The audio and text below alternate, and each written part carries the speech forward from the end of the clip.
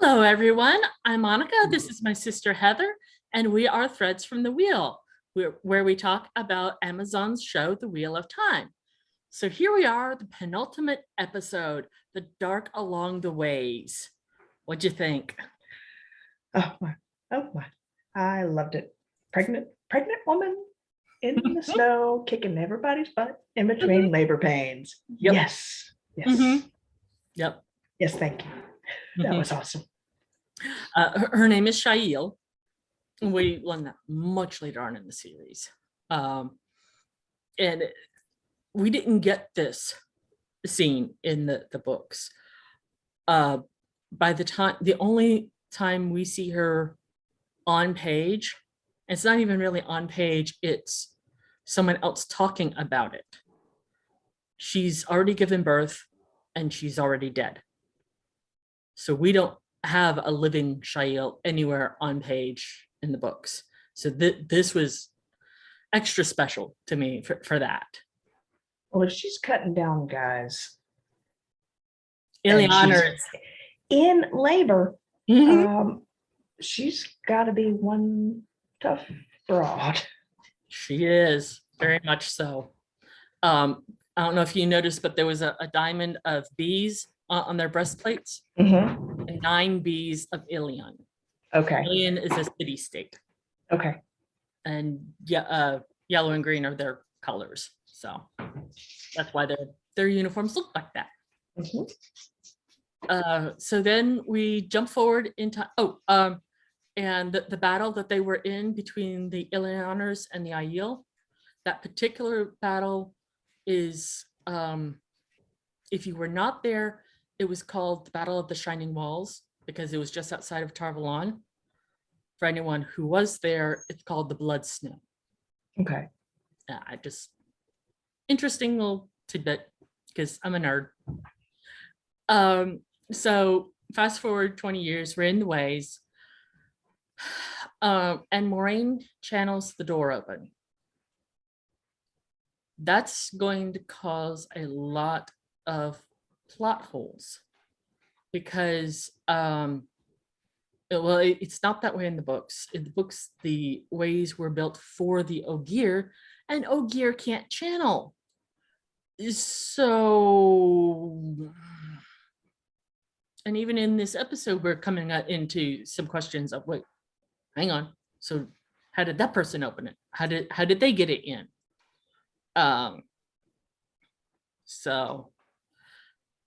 Unless there's secret channelers out there, or which I could easily be.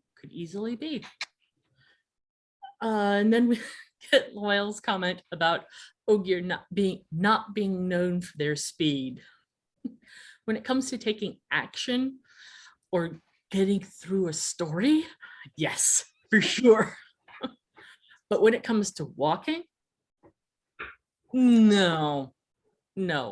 Loyal often boasts that in the long run, he can outrun a horse. There's one point where he and another character are traveling to Camelin, pretty sure, and Loyal has to make a side trip that's going to take him a few days. And he insisted on betting the other guy, I think it was a gold mark, I'll be in Camelin no more than 5 days after you. And the guy's like, I'm not taking your money. No.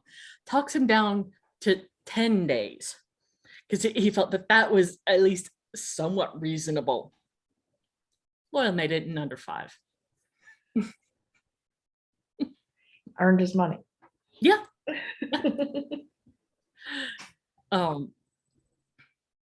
So then we get this comment about an inherent darkness in Matt. I kind of see why they're doing it because of the dagger, but in the books, they all had the potential and were equal in their potential to go dark. So I think they're being a little heavy-handed with Matt and the dagger, and even before the dagger. maybe part of that explains he didn't go through the gate Mhm. and later things from the episode with that. Um, I don't know. It does seem a bit much, but could be they're trying to contrast him with the inherent goodness of the Dragon Reborn, the potentiality of that. I don't know. Um, yeah, and then Loyal starts going on about all the other bad things that are in the ways. It's like, Loyal, shut up. Just shut up. It's like, Even we get it. Rand's like, You he shut was up like, we get it. Thank you. um, and so then Lan says something to Moraine, no, sorry, says something to Nynaeve about, I owe Moraine 2 silver marks, and something about her scouting. I So thought he said scowling instead of pouting. could be. I But could be I wrong think on that there's one. a scene on the editing room floor. So it's Quite possibly. from last episode. I know from an interview I saw with the showrunner, Mm-hmm. there was a lot filmed for this. And Mm. a lot of it just didn't make it in due to time constraints and changing their minds about where they wanted to put things, and it just didn't fit, or it fit over here when it should have been there. Okay. Rafe Judkins is Thank you. the showrunner's name. Thank you. No problem. I'm doing good to remember character names. Oh, yeah, no, totally. And another little tidbit, he was actually contestant on Survivor. I forget what season because I don't watch Survivor, but yeah, I didn't know that. That's a neat little trivia. So then Len Moraine are going, there's something following us. Get that creepy feeling out on the back of her necks. Spidey Yeah, senses are tingling. Their spidey senses. Yep. And then it's nap time in the ways. Everybody cuddle up. He's napping. No. They might be resting, but they're not Yeah. napping. Perrin's all jealous. Yeah.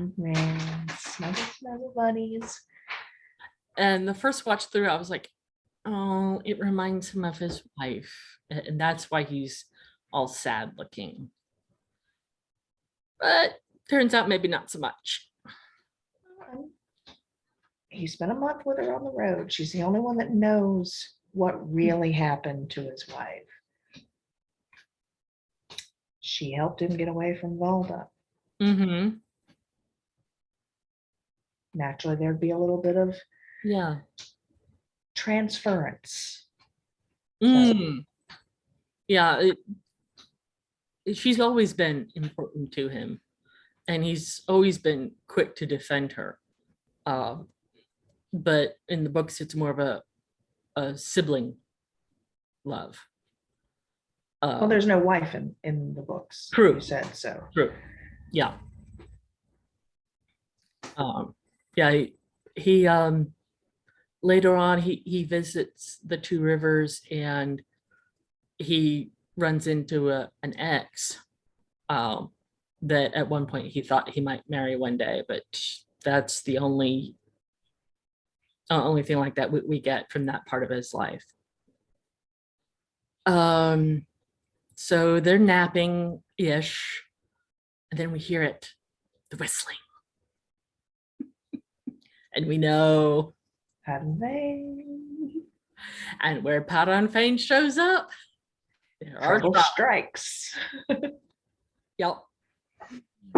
And I don't know if it was because of the way the scene was filmed and as dark as it was. Mm-hmm. That Trolloc looked even more freaky, scary, and evil than the ones that they showed in the 2 rivers. It just struck me as more frightening. And I guess it Probably was was because of something the in the weather. darkness. Well, it was dark when the Trollocs attacked the two rivers as well, but I don't think it was as dark. Yeah. So yeah, you're probably right. It's probably the way it was shot. And they were in Two Rivers, they were on the screen a lot more and a lot different lighting.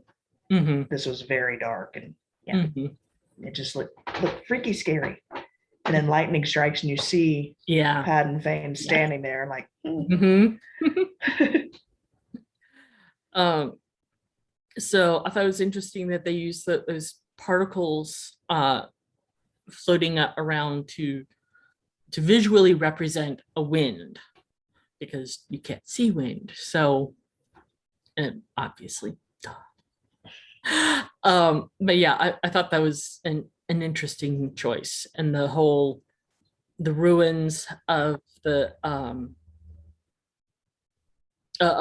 ways in the books, they're just bridges full of potholes, and some of them have collapsed entirely. But this was more visceral than I pictured it from the books. So I thought that was pretty cool. And then we get Machin Shin itself, and he starts talking. And I actually have see in the books, it's not personal. Everyone hears the same thing, but I have it right here. Um, the voices seem to whisper in Rand's ears, right at the brink of understanding, and within it, flesh so fine to tear, to gash the skin, skin to strip, to plate, so nice to plate the strips, so nice, so red, the drops that fall, blood so red, so red, so sweet, sweet screams, pretty screams, singing screams, scream your song, sing your screams. Yeah, it's creepy. wow. And this isn't the only time we go through the ways. So this is not the only time we'll get to hear Chin Shin. A lot different in the show, a lot more personal. Yeah, which again made it more frightening. Everybody's anxieties writ large. Mm-hmm. Yeah. Oh.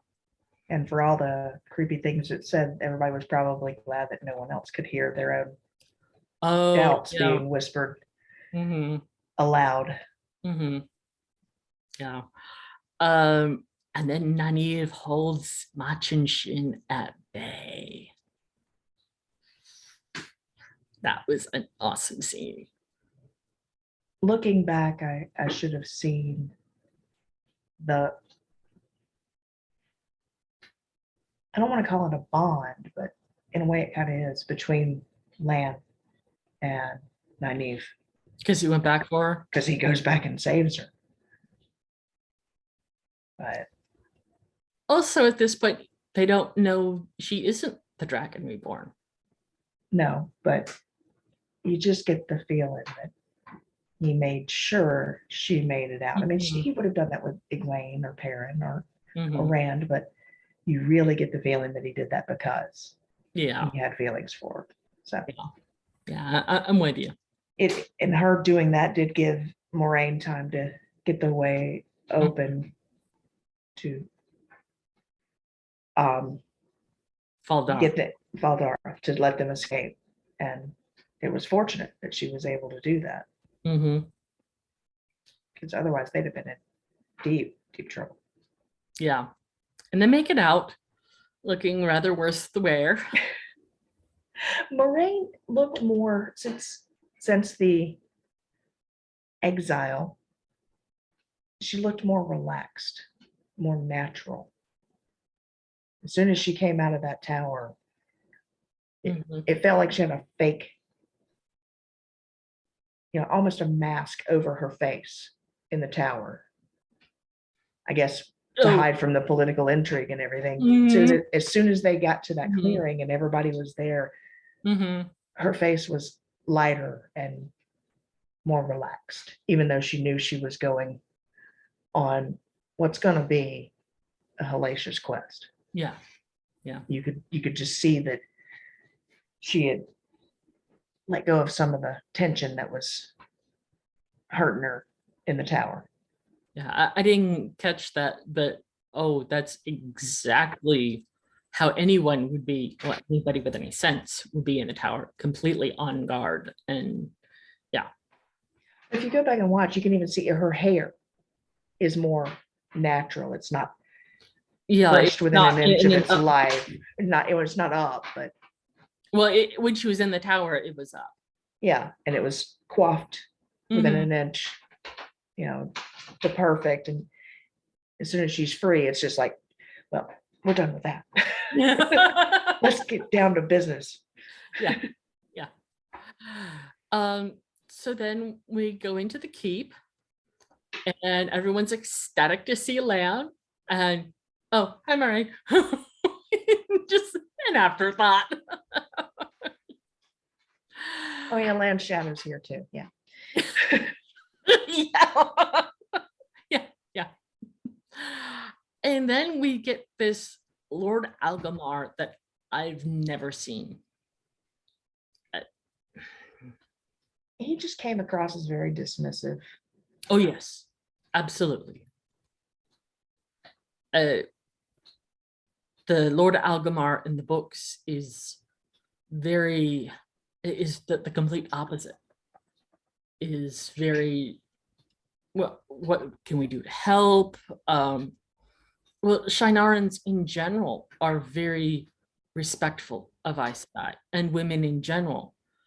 They might not entirely trust Aes Sedai, they might be afraid of them, but they are always respectful. They are not this tantrum throwing toddler that was in that keep. Um, so then we get the waygate, the grasslands outside of Faldara, and it opens again. And out skips. We know who. He's just popping along happy go lucky. Mhm. And at this point in the books, he's out of his mind insane. He's more than halfway to Gollumness. He's no one looking at him would think he was mentally stable. Could he channel? No, Hmm. No. Just ate up with the dark friendness, I guess. There is more to it in the books, though. If certain things from the books don't happen here or didn't happen here, then that would explain why he's looking so happy and healthy. But we'll hopefully find out maybe next episode, maybe next season. But so then we're back in Faldara in the keep, and we're walking down the hall with Moraine and Lord Algamar's sister, and I don't remember her name. I didn't write it down. I should have. I don't think that they gave it in the show. I think they did, but it's not in here or on the paper. So sorry. And Moraine asks about Min. I'm so happy because in the books we meet her much earlier. So I'm saying, where's Min? Where's Min? When are we gonna get Min? Come on, come on. We have to have Min. She has to be in here. Yeah. This is not just some random side character you can just drop. I assumed she was book character and important. So What, like Moraine says, she is a seer. So that in and of itself, if for no other reason, she's a very important character to keep around. and the Moraine's got to be desperate at this point to try and get all the help she can to figure out who the Dragon Reborn is, so she can maybe try and mitigate loss of life. I don't think she wants anyone to die. No, herself included, but I think she knows that something's got to give. So yeah. Even in the books, when she finds Min, she was like, okay, what can you tell me? always more information, more information. She is definitely a blue. Always, more uh more input. Um so then we're back in Faldara, and we actually get to see Min. No, I'm getting ahead of myself. Moraine is apparently setting the Red Aja to go find Matt, because I'm guessing she's covering her bases in case he can channel. Maybe, and maybe she's afraid he's going to go back and try and find that dagger again, I fully expect him to go get the dagger again. or do worse. I don't know. Mm, And maybe if the Red Aja is busy with Matt, they're not going to be in her business. And if and the they'll Red Aja's him in from Matt's the business, he's dagger. not going to be doing bad stuff. Win-win for her, I guess. Yeah, it's not a move I saw coming at all. And when it happened, I was like, what? He did what? Yeah. So then Perrin, duh. Perrin catches a glimpse of Pot on his name. I swear I saw Pot and Fane. Yeah. And Oh, he's dead. how would Nynaeve know? She got dragged off by the Trollocs. That is weird. We I don't guess she know. assumed that everybody died. She didn't go into any detail. She escaped from the Trollocs. We didn't see her back in Two Rivers, really, other than the cave.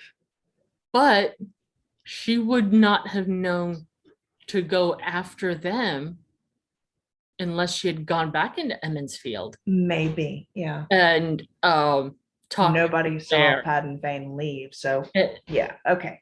Okay. So she would have had to go back to Emmons Field to know about the others leaving, and probably would have come up and no one's seen the peddler.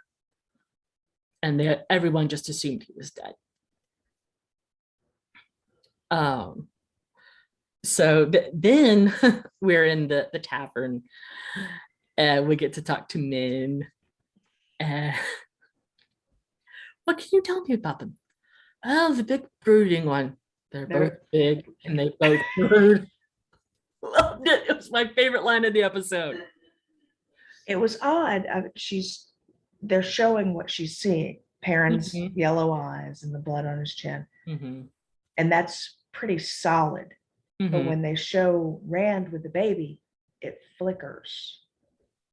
And that said to me, maybe it's a potential and Some of her visions are potentials.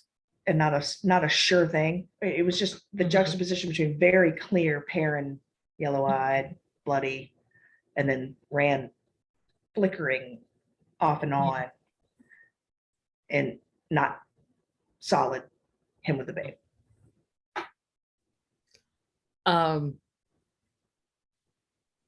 So her talking about the sparks of light and the darkness, that is straight out of the books.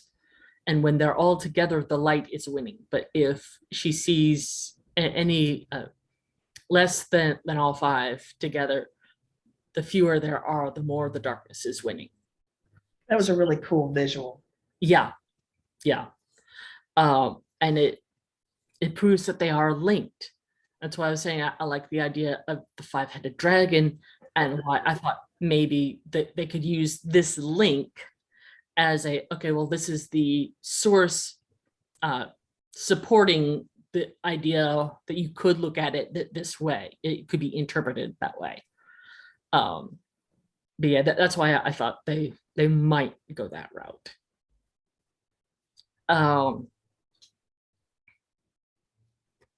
So then we get the big reveal. The Armelin is going to be Moraine's downfall. And she specifically said the Armelin, not Swan Sanche. So maybe it's something that Swan gets pushed into, something that happens as a unintended consequences, something else. Or it might not be Swan Sanche at all, because she specifically said the Amerlin. That's just a title. Nobody keeps a title forever. And even an Amerlin can step down. And you've said that even Aes Sedai don't live forever. Yeah. So now, granted, Swan is only 40, and Aes Sedai, apart from a dagger in the dark or an arrow in the back, it can expect to live about 300 years, and she's only 40. So no natural cause is taking her out anytime soon. well, she didn't say when the Amerlin seat would That's be true. her downfall either. It could be 260 True. years from now, or True. it could be Swan Sanche meets up with Logain and there are rocks involved again. So yeah, that is something from the books. Min never knows when on any of her visions. Well, that's usually the way of prophecy and Mm-hmm. foresight. You don't know when it's coming, you just see that it's coming. Mm-hmm. And it drives everyone up a wall. What do you mean you don't know when? These visions not come with a time, schedule. Yeah. Come on. Yeah. And the visions here were much more specific, that there was more to it than is given in the books, even the ones that that weren't mentioned in the books. So then we're back in the keep, in this common room looking sort of area, and the Emmonsfield Five are chit-chatting, and then she's gonna kids in the classroom. Yep. So Maureen is saying that she intends to take all four because she doesn't know which one the dragon is.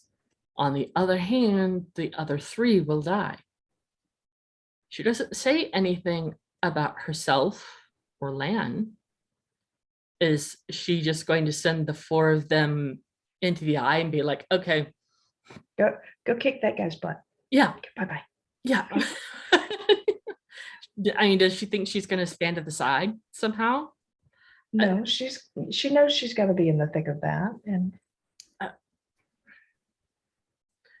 I think it would have sounded obnoxious if she had said, yes, I'll be in it with you guys. I'll be right there beside you. That they're already kind of like, whoa, lady, you've taken us away from our homes.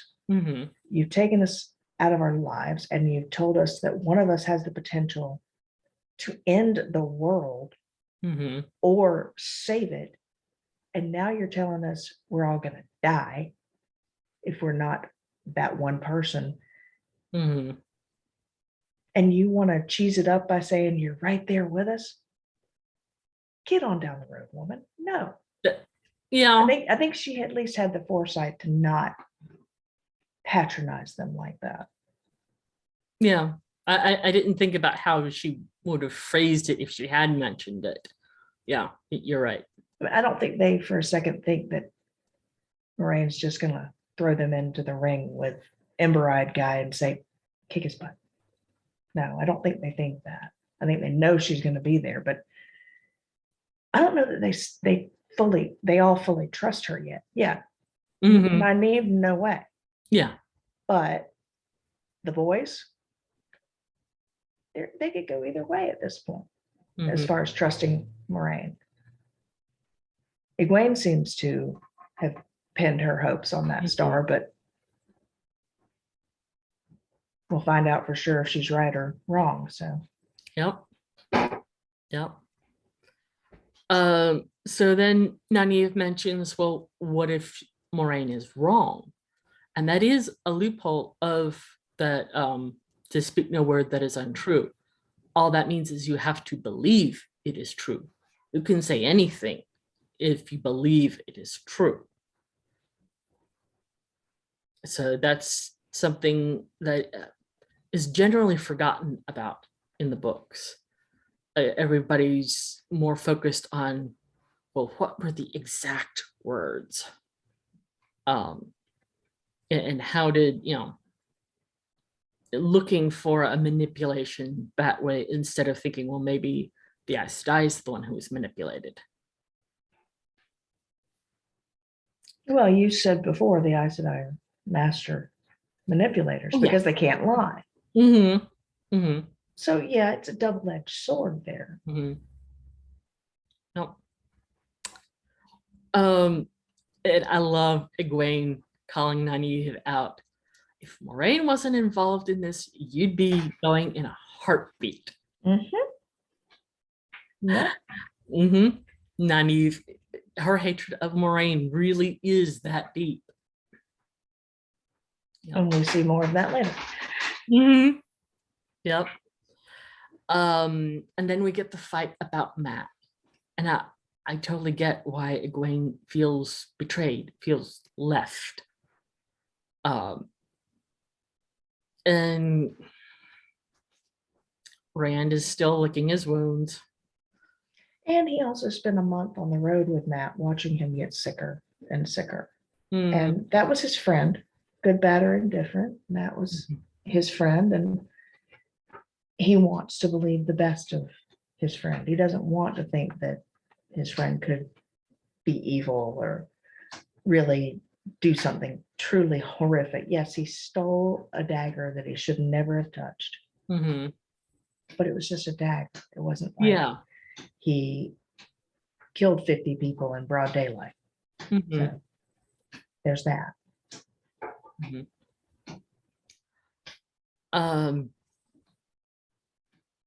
And then Perrin comes to Egwene's defense, like always, because that's his little sister, or at least in the books. That's the. Well, Nynaeve really stuck her foot in it, Mm-hmm. calling that out. Mm-hmm. But I mean, she was feeling cornered, so Everyone was. they're all throwing Mm-hmm. everything they can at each other, trying to feel better about what they're doing. So Mm-hmm. Yeah, and the whole love triangle thing feels like some yahoo in a suit said, "Oh well, every story has to have a love triangle." No, they don't. They really don't. you're probably right about that, but I do understand the potential for transference, and Mm-hmm. I don't know. It is what it is, and I'm not going to let a silly little nugget ruin the Yeah. story.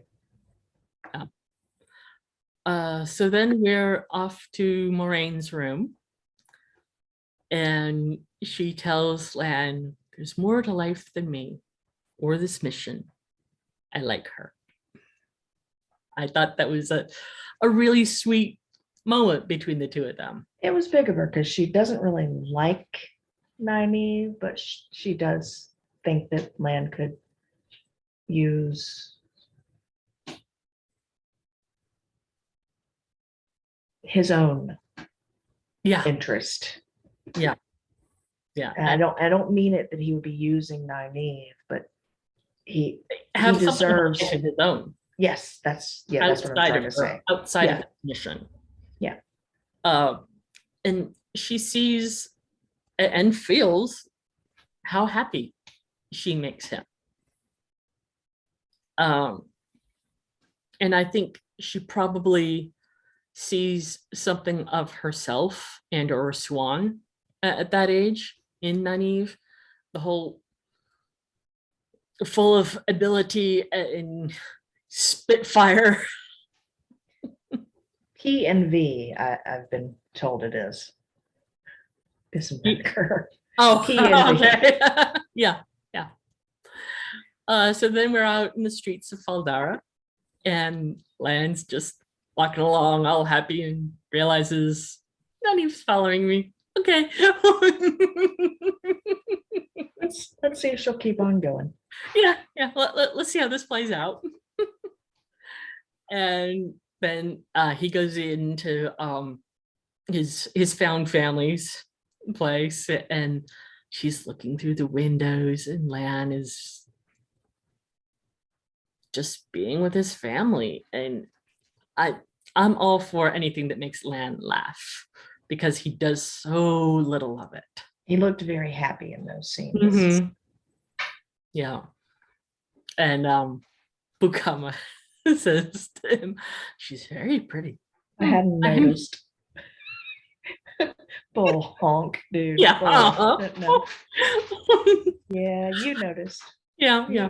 You noticed when she tried to put the dagger through your neck. Come on. There is definitely no promise about Waters not lying. Obviously. So then we're back in the keep, and they're walking down the hallway, and it's that after the first date sort of vibe. And they're like, okay, well, good night, good night. And she walks off, and then she's walking in this room. Lan's like, yes, I'm a gentleman. I'm just gonna Yeah. disrobe here. And then the next thing you know, she's like, nope, this is on. We're doing this. Oh yeah. And I was so happy when he leaned into it, or when he physically leaned into her, because I was fully expecting him to pull the crap that he does in the books. I didn't expect him to engage in the kiss, but I was glad he did. I was all of 18 when I first read the books, or first read Eye of the World, at least. And it was the first time I had seen this particular trope before. So now I simply refer to it as the Lan speech. And here we are. No, maybe that's not it. Okay, well, whatever. He Lord. When Nynaeve confesses her feelings for him, he goes into this whole spiel about, I don't have it as much as even the meanest farmer's croft. Some women don't ask for land or gold, just the man.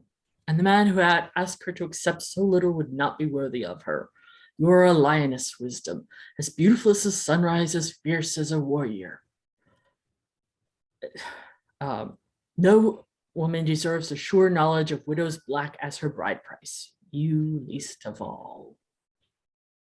And he goes on and on about how all I have is a sword in a war I cannot win, but I can never stop fighting. I just wanted to slap him. I was so glad he didn't do it. So glad. Maybe that's on the cutting room floor somewhere and hopefully stays.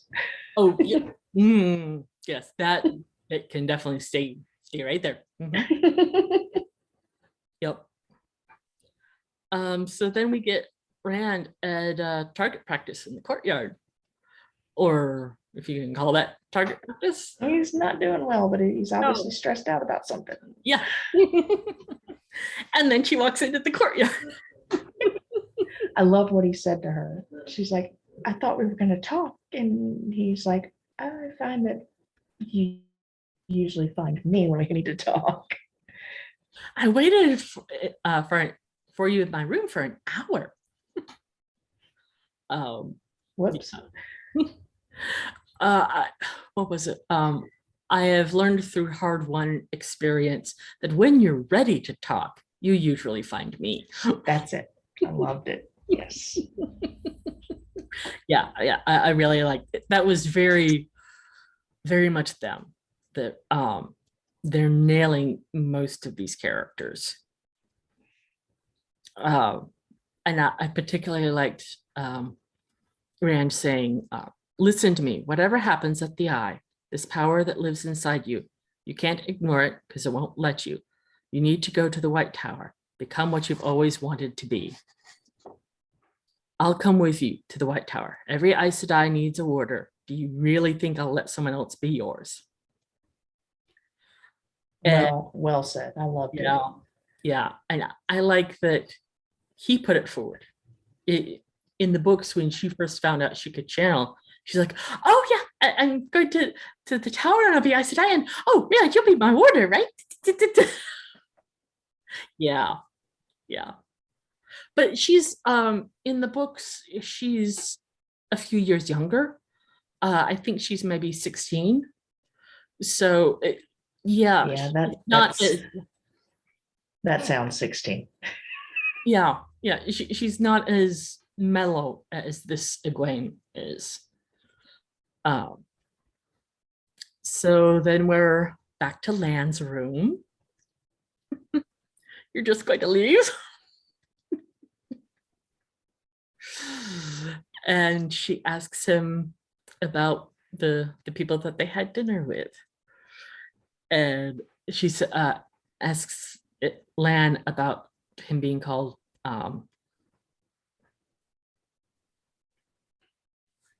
Daishan or Daishan. And he says, I hate it when he calls me that. And made me think of Moraine and Swan. Moraine calls her mother, I hate it when you call me that.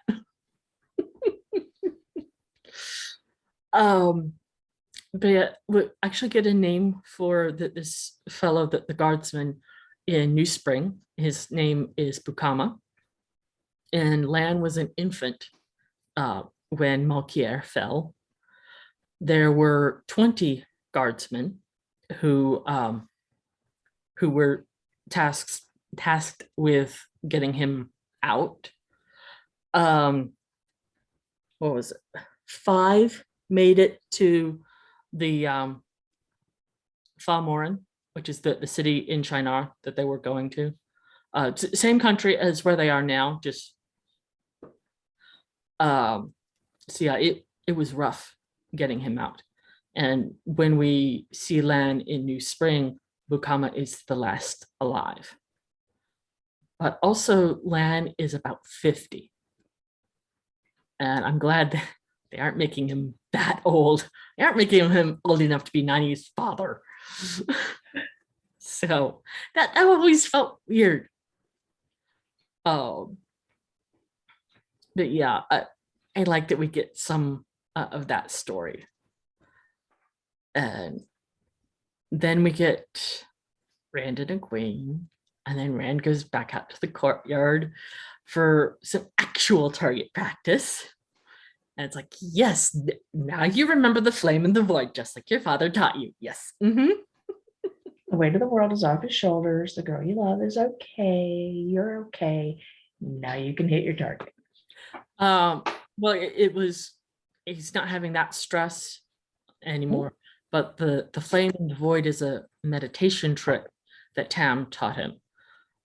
Picture, empty your mind of everything. Picture one single flame. Put everything into that flame.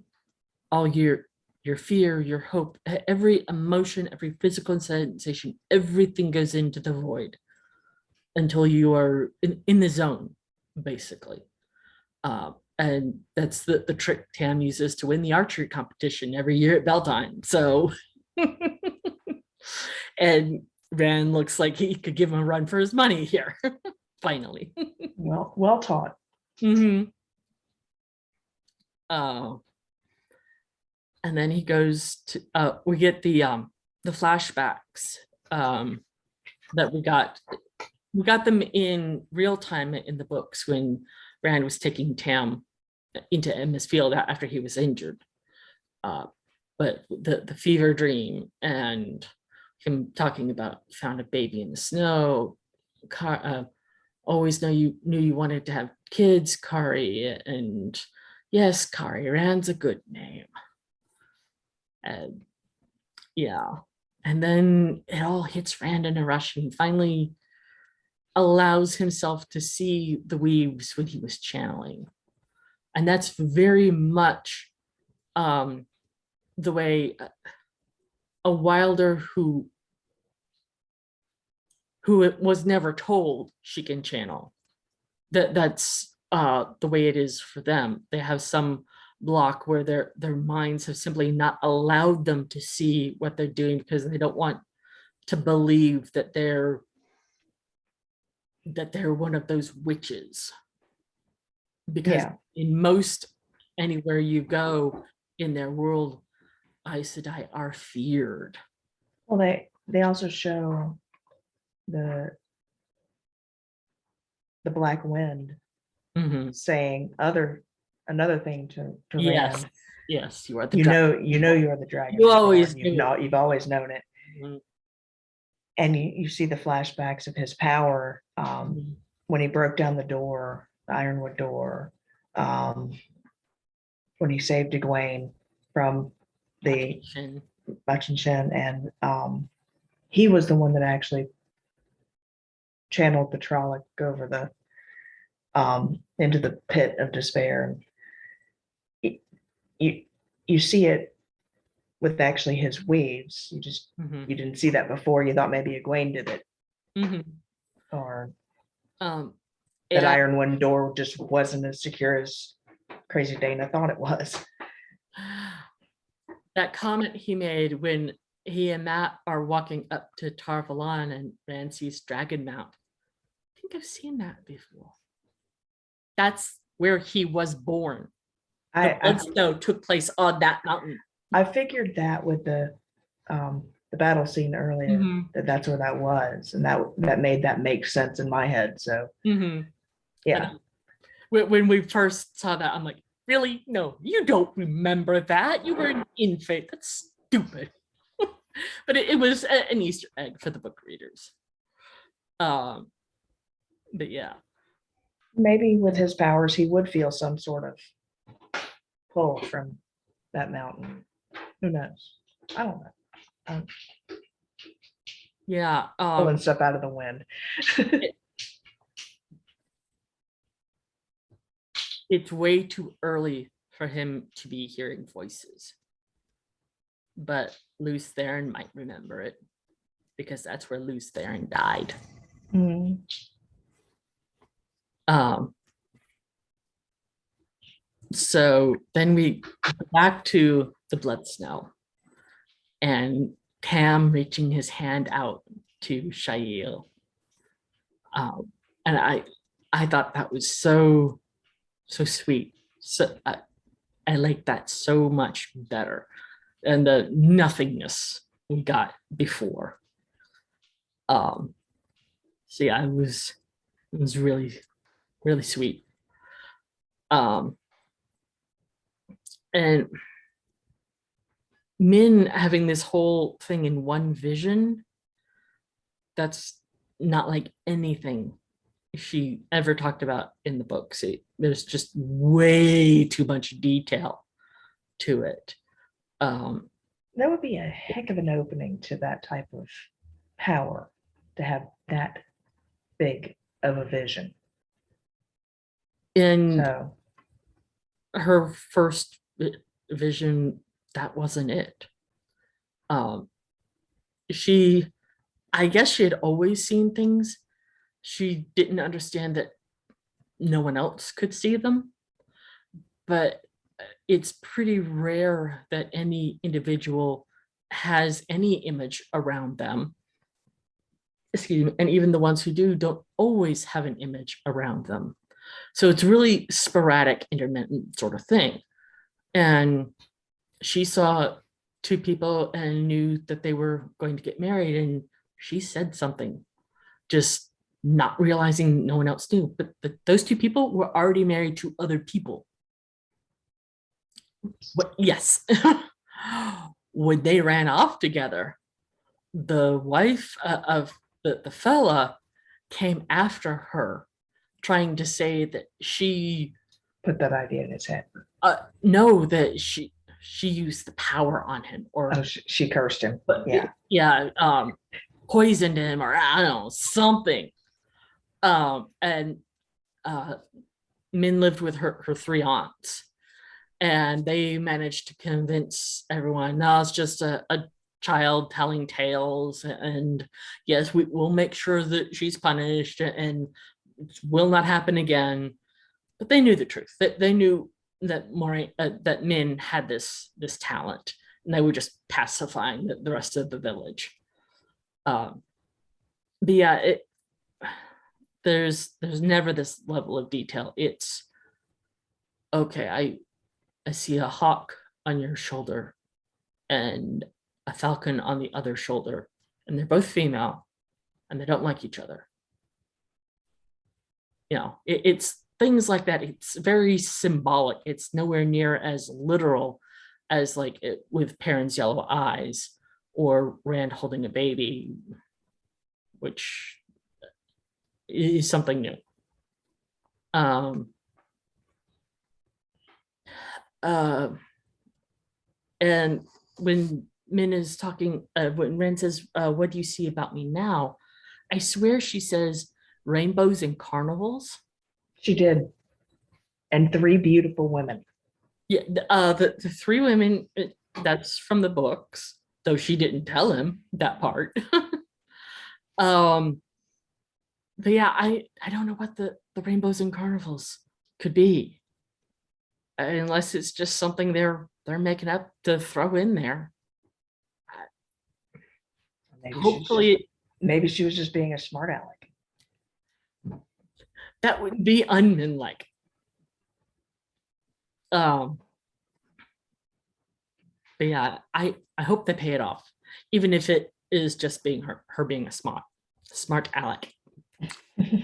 Yeah, I'll remember how to talk. Sure. It happens. It happens. I trip on my own tongue frequently. So then next morning, Egwene goes looking for Nynaeve, and she knocks, and she knocks. She walks in, and that That bed. bed ain't been slept in. No. Where's even. my girl? What's Yeah. she up to? And where have you been? Mm-hmm. And so then Perrin comes in, and yeah, they're all going. Where's Rand? Yeah, yeah. I thought he was with you. And Lan comes to the door, and he's like, "Where's Moraine?" And they're She's like, blocked. She's "Where's blocked Rand?" the bond. Yeah, she masked the bond. And then we get Moraine and Rand walking into the Blight. It's much more monotonous looking than the description in the books. I didn't notice it on the first watch, but on my rewatch, I really paid attention when they're going in. There are bodies There's in the Blight. Mm-hmm. There's a partial body that Rand walks past, and the camera zooms out, and you can see a body stuck, like trying to look like it would died trying to get out of the whatever that is. The way it's described in the books is a like a jungle, and the heat and the humidity, and it's rotting all around you. The leaves are rotting, and as they're falling off the trees. There are trees that are carnivorous, so that was totally in there, and the wildlife in the Blight is not something you want to be anywhere near. So it'll be interesting what they do to make the Blight scary here, because that's just the door to hell. That's not actual hell. Yeah. And she said it's about a day's walk into the Blight, except the eye of the world is always moving because of its nature, and maybe we'll get more of that next episode.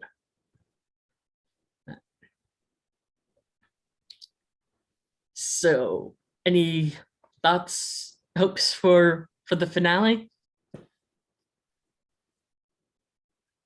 I want to see the rest of the Scooby Gang catch up with him, Yes, yes. and Mhm. I want to know what happens to Matt. I don't think we're going to see Matt at all until next season. I hope we do. I want to know at least that he's safe. Yeah, we might hear about something, might hear something from him, like off camera, like maybe some pigeon comes to Faldara from Moraine with a message from the Red Aja.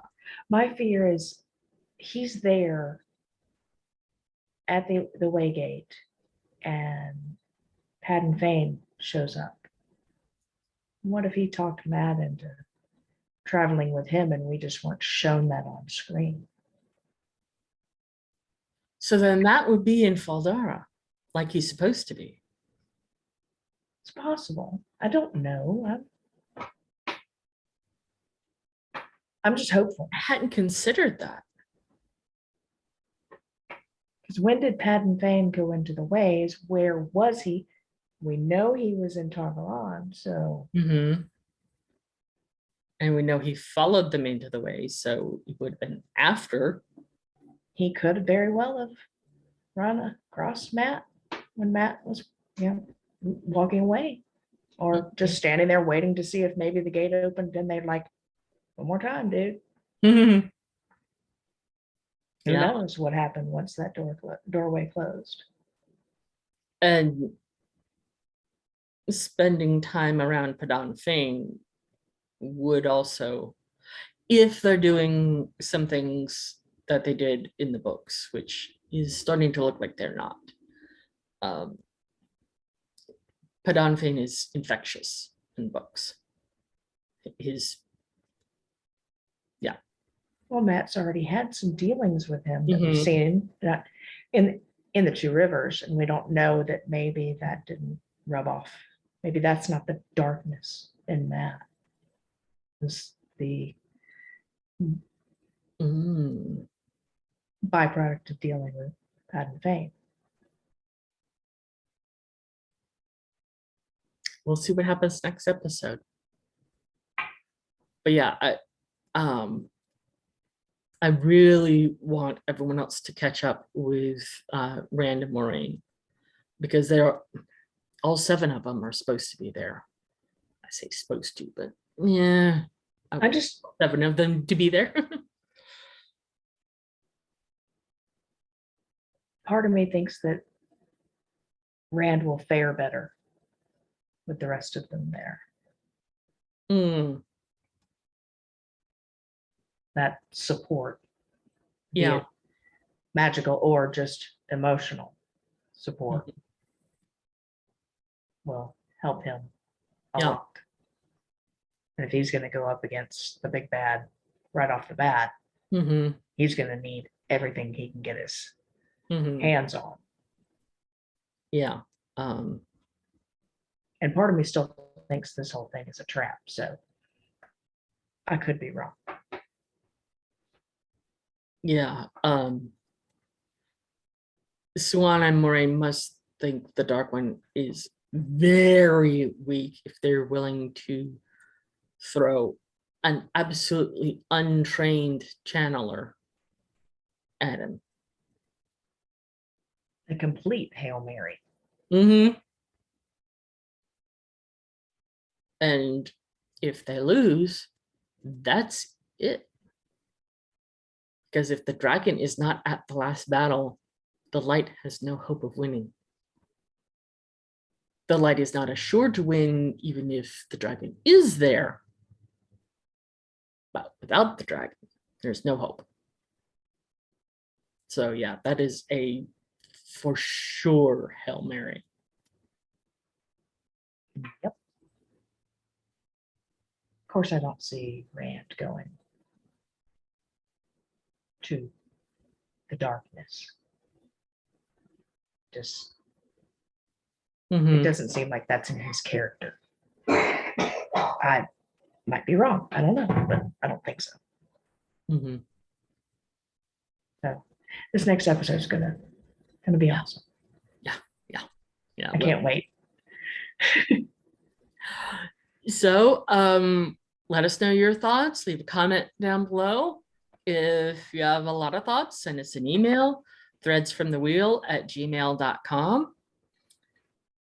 Click like and subscribe, and we will see y'all next Tuesday. Bye.